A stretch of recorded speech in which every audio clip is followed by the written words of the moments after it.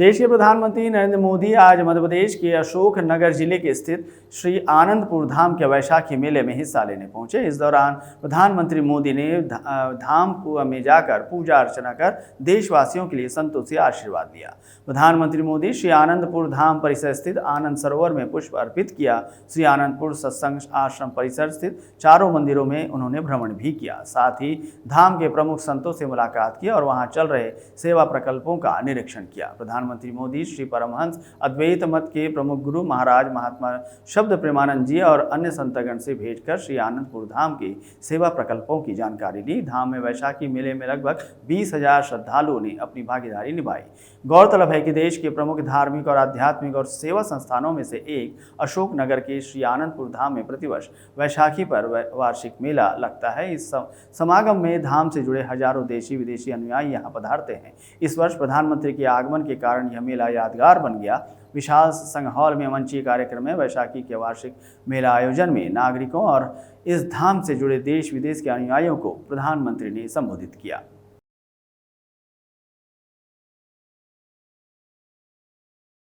भी आप कर लो नहीं, इसलिए हम इसलिए वो दुनिया में आते हैं कि यही याद दिलाते हैं कि गुरुमुखो सज्जनों, ये जग है झूठा है, यहाँ जाने वाला है। कोई भी दुनिया में जो आया है उसने जाना ही जाना है।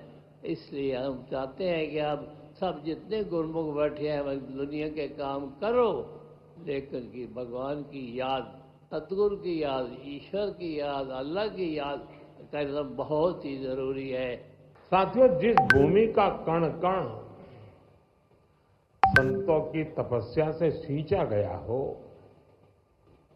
जहां परमार्थ एक परंपरा बन चुका हो,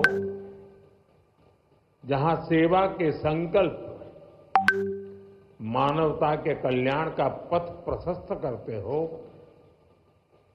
वो धरती साधारण नहीं है।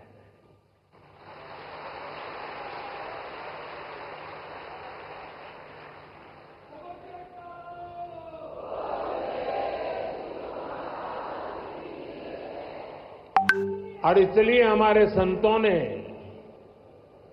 अशोक नगर के बारे में कहा था कि यहां शोक आने से डरता है।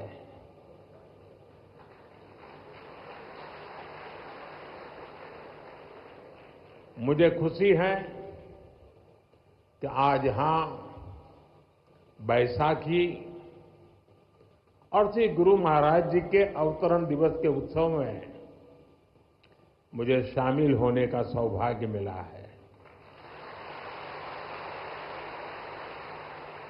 मैं इस पवित्र अवसर पर प्रथम पातशाही श्री श्री 108 श्री स्वामी अद्वैत आनंद जी महाराज और अन्य सभी पातशाही संतों को प्रणाम करता हूं।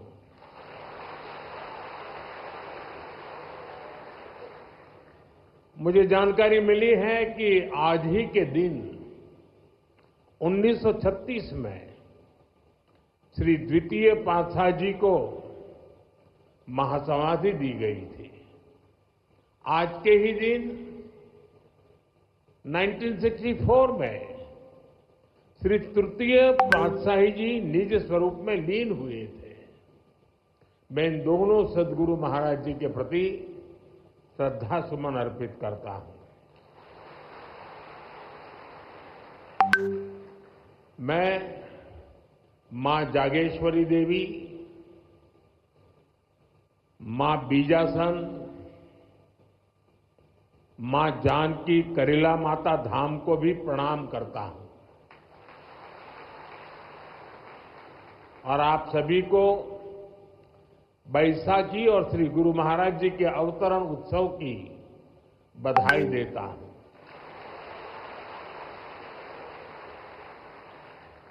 साथियों, हमारा भारत ऋषियों, मनीषियों और संतों की धरती है। जब जब हमारा भारत, हमारा समाज किसी मुश्किल दौर से गुजरता है, कोई न कोई ऋषि, मनीषी इस धरती पर अवतरित होकर समाज को नई दिशा देता है। हम पूज्य स्वामी अद्वैत आनंद जी महाराज के जीवन में भी इसकी झलक देख सकते हैं। एक समय था जब आदि शंकराचार्य जैसे आचार्यों ने अद्वैत दर्शन के गहरे ज्ञान की व्याख्या की थी।